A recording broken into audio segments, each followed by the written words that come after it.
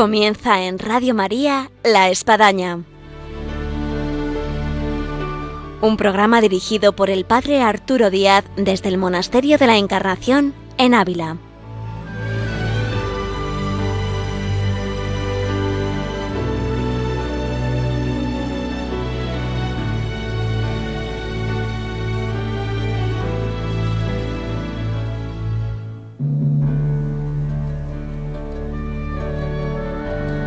Hola, muy buenos días. Les habla el Padre Arturo Díaz. Bienvenidos al programa de La Espadaña y además tenemos hoy el programa dedicado, como todos los últimos viernes de mes, a la vida y obra de Santa Teresa con María Ángeles Álvarez. Les vamos a relatar lo que concierne a Santa Teresa en ese recorrer Salamanca-Segovia. Bienvenidos a este nuestro programa, que ahora comenzamos.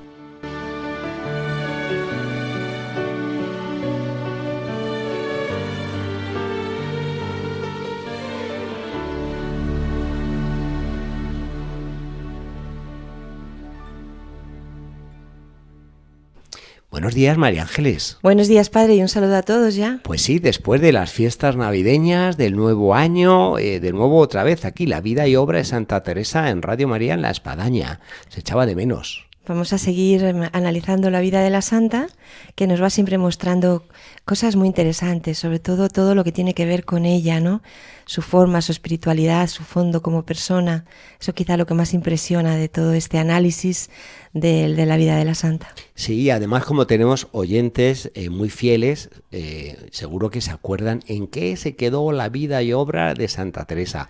Si alguno se ha incorporado nuevo o no estuvo en el anterior, hay que recordar que nos habíamos quedado en Salamanca. Y mandamos un saludo especial a aquellos oyentes que están por Salamanca, porque vamos a tratar de lo que supuso esa fundación, de la cual ya hemos hablado algo, pero ahora viene otro apartado de esa fundación, que es la nueva casa. Sí, ya que la santa tenía esta preocupación siempre de dejar a sus hijas en una casa, en un convento, que no tuviera tantos problemas, humedades, como habían tenido las casas en las que estaban.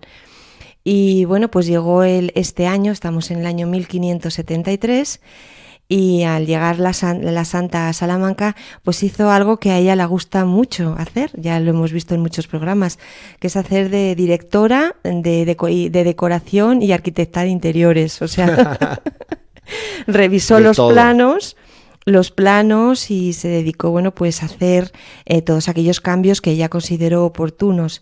Pero junto con estas ideas, pues nos la imaginamos viendo los planos y pensando, pues comenzaron los problemas con la casa que habían decidido para hacer el convento.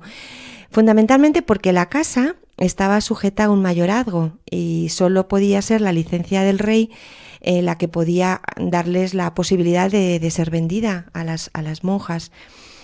Y también porque se compró otra casa para poder alargar y ampliar la iglesia. El solar estaba muy mal y tenían que gastar más de 1.000 ducados en la reforma. Sí. Pero quizá el mayor problema era el dueño, que era Pedro de Lavanda, que era un caballero de Salamanca, que según nos dice el cronista y nos dice también la santa, pues era de condición indigesta. O sea, que era un hombre complicado. Sí. Aquel que no terminaba nunca. Pobre Santa Teresa siempre le toca estas situaciones. Cuando no es por una causa, es por otra, pero ahí siempre aparece el problemón. Sí, pero siempre tiene que lidiar con personas como nos ocurre a todos nosotros en la vida, ¿no? Con personas que son más afines y con otras que son más indigestas. Y así le ocurrió, ¿no? Cuando se supo que la madre estaba en Salamanca, pues este señor al que iban a comprar el local para hacer el convento, bueno, pues se fue. Con lo cual se encontró que no estaba por allí y que por tanto no podían terminar las obras y sobre todo los acuerdos entre ellos. De todas maneras, la santa ya sabemos que es muy decidida y con la palabra que este señor le había dado, pues ella comenzó las obras con 22 obreros. Y en este caso, bueno, pues ocurrió un caso que nos recogen y que también nos muestra un poco la manera de ser de la santa, que se recuerda en el ámbito un poco de los hechos de la santa como el milagro de las bodas de Canaán. Porque la santa vio que los obreros estaban con mucha sed y cansados, y mandó que les trajeran vino, y cogió unos 2 maravedís por cabeza para hacerlo, pero el dinero no alcanzaba absolutamente para nada, y entonces pues la santa, pues un poco siguiendo también esta idea de las bodas de Caná, pues mezcló el agua con vino y dio de beber a todos los que habían allí, y entonces bueno, pues se quedaron todos muy, muy saciados y muy bien atendidos por parte de la santa. Lo que no sabemos, María Ángeles, si el maestre Sala, como el de las bodas de Caná, al final reclamó a los novios de que se había dejado el vino bueno para el final. No sé si hubo por ahí algún obrero entendido que llegó también a poder exclamar eso. Sí, sobre todo a mí lo que me gusta es este rostro humano de Teresa de Jesús. Duda, sí. Es decir, esta monja, esta madre, con estos problemas económicos que tenía y con todo lo que había a su alrededor de problemas, pero ella veía a los obreros que estaban trabajando para ella, que hacía mucho calor y que tenían que darles de beber, que tenían que atenderles y darles un poco de energía, no sé. A mí esto me conmueve profundamente, ¿no? El estar siempre cercana y abierta a las necesidades de los demás. Y me consta, María Ángeles, que en la actualidad las hijas de Santa Teresa siguen en esa misma línea, porque aquí, vamos, yo he sido testigo más de alguna ocasión de obreros o personas que han venido a trabajar en alguna obra de aquí del monasterio, y las carmelitas pues han estado preocupadas de si, bueno, se hacía calor, si pasarles no solamente un vaso de agua, sino un refresco de naranja con hielo fantástico, o pasarles algún bocadillito, en fin, esa atención que bien relatas de Santa Teresa sigue viva aquí en sus hijas. Pues sí, es una de las cosas que podemos ir sacando de esta lectura tan detallada que vamos haciendo de la vida de la santa. También sabemos que para la iglesia, que se estaba también construyendo, pues la santa compró un retablo de Nuestra Señora, que tiene un San José en el lateral y en la otra parte un San Bartolomé, y encima a Dios Padre y una Magdalena a lo largo. Bueno, pues recojo todo esto que dice la escritura de la compra porque creo que muestra claramente la devoción de la Santa Padre. Tenemos a Nuestra Señora, tenemos a San Bartolomé, que sabemos que es tan importante en la primera fundación, tenemos a Dios Padre y a la Magdalena como una de las figuras de las santas a las que ella siempre recurría, ¿no? Como santas pecadoras y sobre todo grandes amigas de nuestro Señor.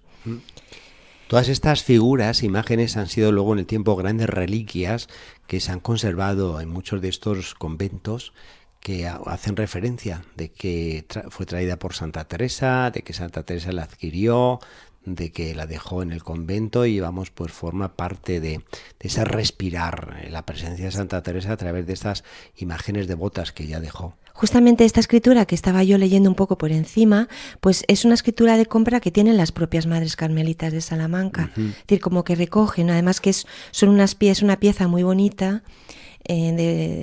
y que por tanto ellas tienen recogido exactamente que fue la Santa Madre Teresa la que la puso en este momento.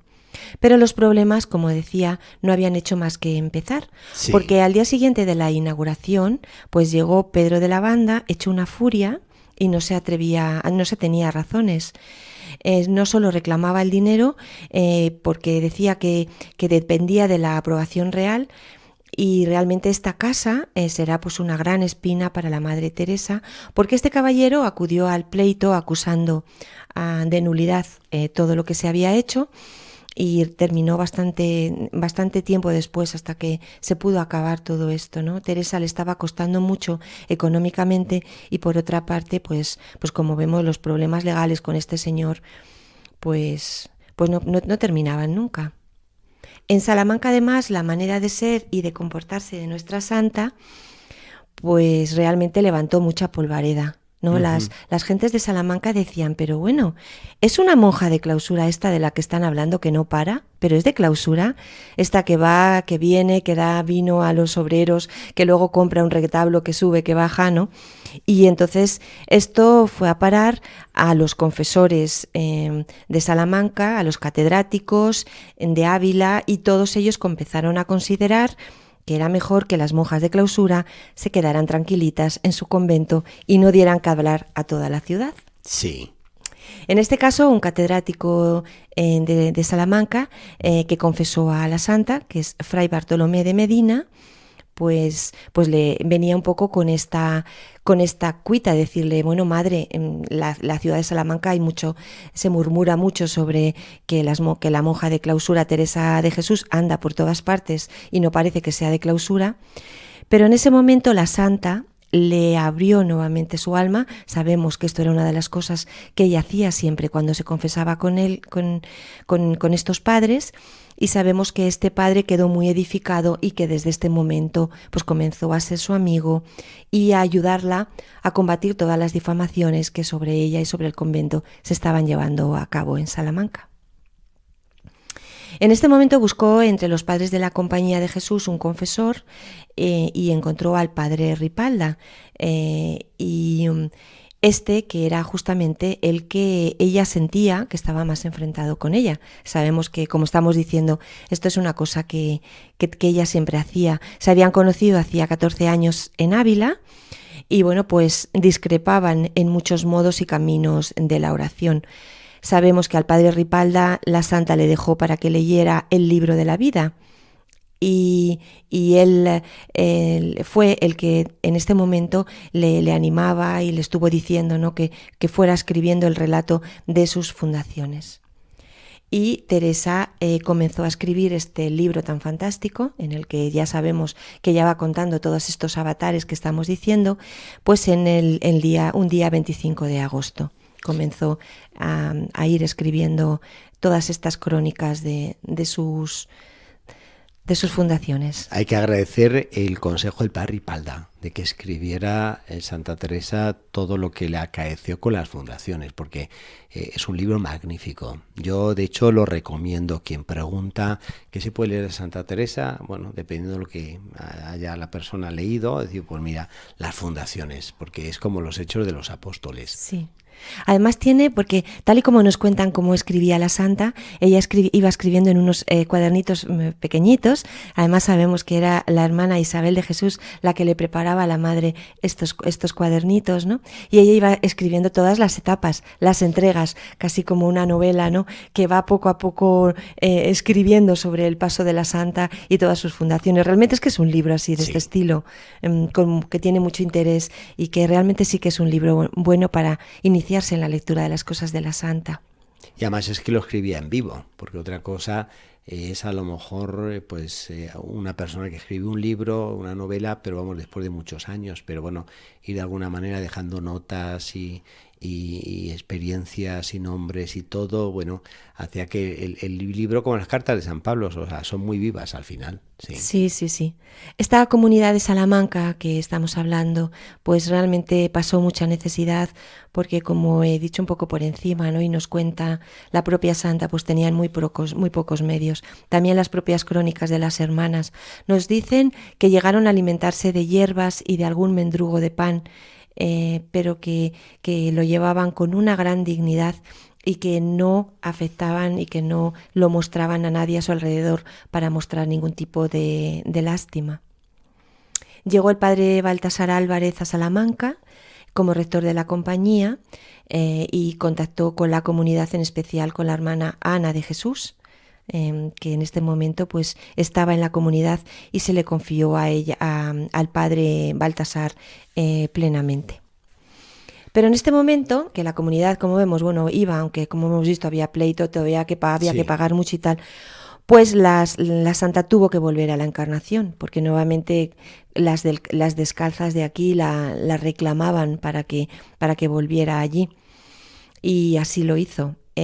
También en este momento, cuando la santa estaba en Salamanca, pues llegó la petición para una fundación en Beas, ya que había unos señores allí que querían que la santa fundara la casa y las rentas. Y también llegó en estos días otro mensaje desde Segovia, que sabemos que era la tierra de Isabel de Jesús, y que querían también que se hiciera allí una fundación que vamos a referirnos un poco por encima, que se va a llevar a cabo con gran celeridad por parte de la santa.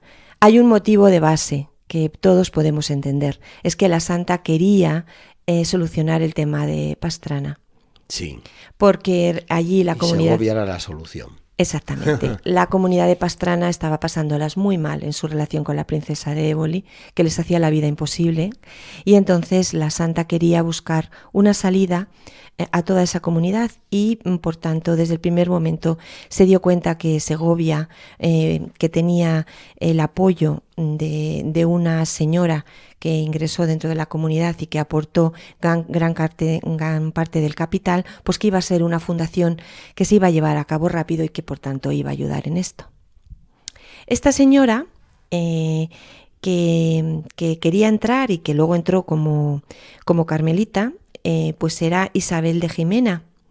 Y era una señora que, según he estado yo leyendo, pues tenía 44 años y era viuda. Es decir, una señora de aquella época con 44 años, pues era una señora bastante mayor. Sí, casi ya jubilándose en la vida civil.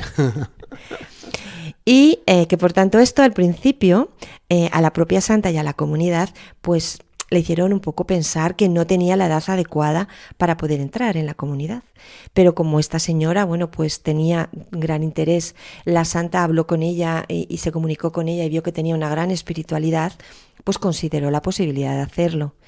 También entró con ella la hija de esta señora, de Isabel de Jimena, que era María de Bracamonte, que era una joven de 22 años. Y estas dos pues fueron las que impulsaron, propusieron y llevaron un poco a cabo esta fundación de Segovia. Todo esto estamos a los primeros días del año 1574, en que esta señora pues lo primero que hizo fue alquilar una casa. Y mientras la santa, bueno, pues nuevamente, mientras esta señora Ana Jimena estaba con todos los trámites de Segovia, pues la santa tuvo que volver a Alba de Tormes y nuevamente volvió a pasar por Ávila. Es decir, vemos que es que la santa nos cuesta seguirla un poco la pista, sí, ¿no? Porque ella se iba moviendo por todos los lados. Pero ya pasó por Ávila y organizó un poco la expedición para ir a Segovia y nuevamente fueron 5 monjas para allá. Entre ellas, pues pidió que fuera para allá Isabel de San Pablo, ¿no? Fueron para esta fundación. Llegaron a Segovia por la noche y se hospedaron en un mesón que hay allí en Segovia, que es el Mesón del Aceite. Y bueno, pues allí estuvieron llevando a cabo toda la fundación. Pero nuevamente la ciudad de Segovia se sobrecogió con todo esto. ¿Por qué? Pues porque llegaron de noche, nuevamente con nocturnidad, y por la mañana, bueno, pues ya estaban allí celebrando una misa improvisada en el... Ya sonó la campana, ya se abrieron las puertas y entonces, bueno, nuevamente la ciudad de Segovia, como había pasado en todas las anteriores, se encontraron como que había nacido como una especie de seta nocturna, un nuevo convento. Y claro, pues aquello se sobrecogió. Fue el propio sobrino del obispo, don Juan de Orozo y Covarrubias, el que vio a gente agolpada y que de repente se asomó y entonces vio que estaban diciendo una misa. Entonces, como no sabía muy bien de qué iba, pero estaban diciendo una misa y debía de haber un espíritu muy recogido, pues él pidió si podía también celebrar la misa y le dijeron que sí, con lo cual directamente entró en la misa. Y bueno, pues todo esto pues a la ciudad le conmovió profundamente, ¿no? Sobre todo porque aunque este señor pues que se vio que había quedado contento y enseguida se había unido a la fundación, ¿no? Pues bueno, allí dentro del obispado, pues sobre todo por parte del provisor, pues empezaron una serie de pleitos muy fuertes sobre sí, la ciudad de Segovia podía tener otro convento y, como siempre sabemos, ¿no?, los problemas que llevaba el que fuera un convento Sí. creado en pobreza, en donde no hay unos grandes promotores, como si dijéramos, rentistas, que pudieran ayudar al convento, sino que las monjas iban a vivir en absoluta pobreza, simplemente de la limosna, y se consideraba que, por tanto, era una carga para la ciudad el tener que mantener este convento y estas monjas. Con todo este relato, María Ángeles, me está viniendo a la cabeza el recuerdo de la JMJ en Brasil, en la que se estrenaba el Papa Francisco y en la que sorprendió invitando a los jóvenes a que hicieran lío en las diócesis. Bueno, pues hay que ver, por todo lo que estamos diciendo en este programa, el lío que Santa Teresa montó en Salamanca, en Segovia, en fin, Medina del Campo,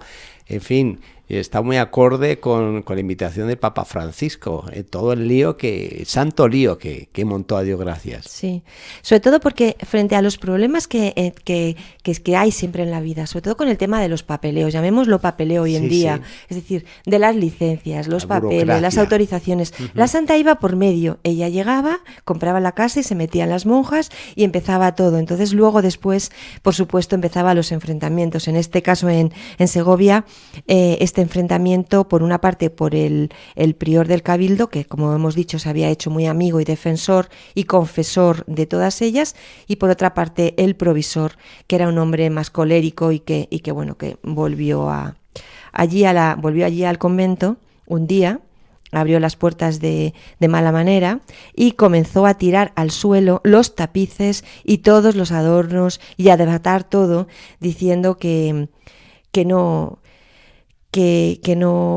aquello no podía estar levantado y que no tenía ningún tipo de autorización, ¿no? Y entonces aquí tenemos simplemente las palabras de la santa, ¿no?, que frente a este arrebato tremendo en esta fundación, pues dijo la santa que no tuviesen pena, que muchas cosas semejantes había ella pasado y visto en sus fundaciones y que Dios lo remediaría. Uh-huh.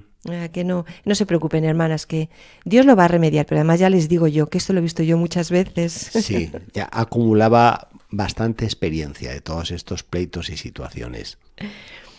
En este momento, como decimos, bueno, pues la Fundación de Segovia llevaba también esa otra cara, que era el poder acoger la comunidad de Pastrana, que Teresa estaba buscando la manera de traérsela sigilosamente desde allí, sin que la princesa de Éboli se percatara, y cómo estas monjas salieron con gran silencio a mitad de la noche en cinco carros, una caravana que salió de Pastrana de noche y que fue directamente pues pasando por Madrid, pues llegó hasta Segovia, ¿no?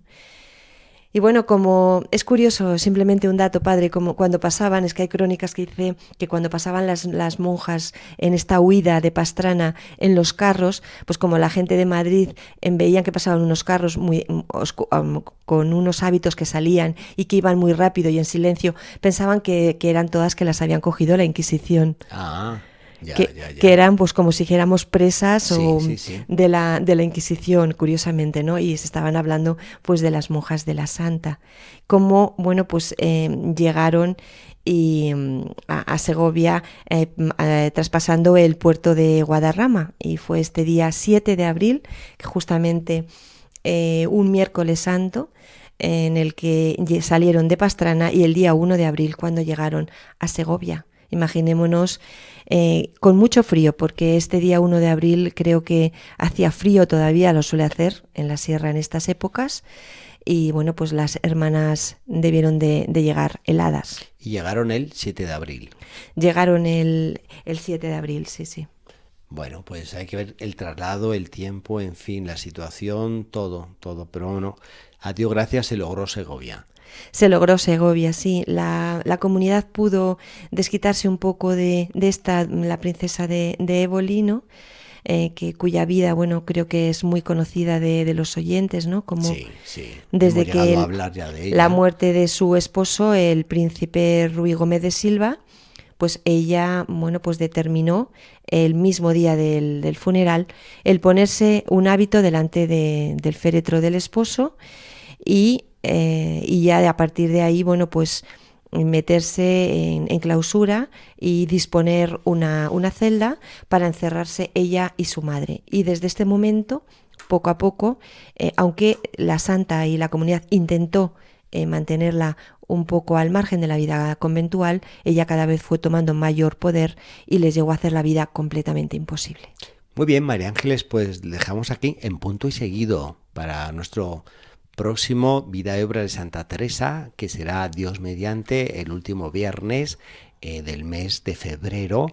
Y como anunciábamos al inicio de este programa, estamos cumpliendo el programa número 200 y tenemos pues una sorpresa para nuestros oyentes, y es que el próximo viernes tendremos una espadaña especial, ¿no es así, María Ángeles? Sí, porque estamos muy ilusionados de poder celebrar y por tanto vamos a tener pues una comunicación con nuestros oyentes. Exacto, vamos a tener contacto directo con nuestros oyentes porque vamos a ir a los estudios centrales de Radio María en Madrid, y de esta manera pues nos van a poder llamar y van a poder, bueno, preguntarnos, en fin, manifestar lo que le estás suponiendo la espadaña, desde dónde lo escuchan, en fin, tantas cosas que nos gratifican y que nos hacen percibir el poder de la radio y hasta dónde llega Radio María. Sí, todas esas caras que nos imaginamos detrás de la radio, de las ondas de la radio, pues poderlas oír también. Es decir, tener un contacto es algo muy emocionante para todos, Padre. Bueno, y vamos también a presentar a quien hace posible la espadaña,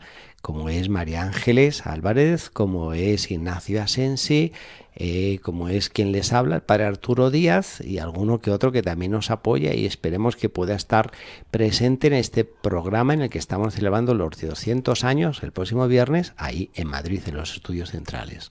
Pues un saludo para todos. Muy bien, pues aquí nos despedimos y les esperamos en esa celebración en donde nos van a poder llamar y en el que los protagonistas van a ser ustedes, que nos están escuchando y alentando todos los días y apoyando con sus oraciones. Desde Ávila, del Monasterio de la Encarnación, les esperamos para la próxima en Madrid.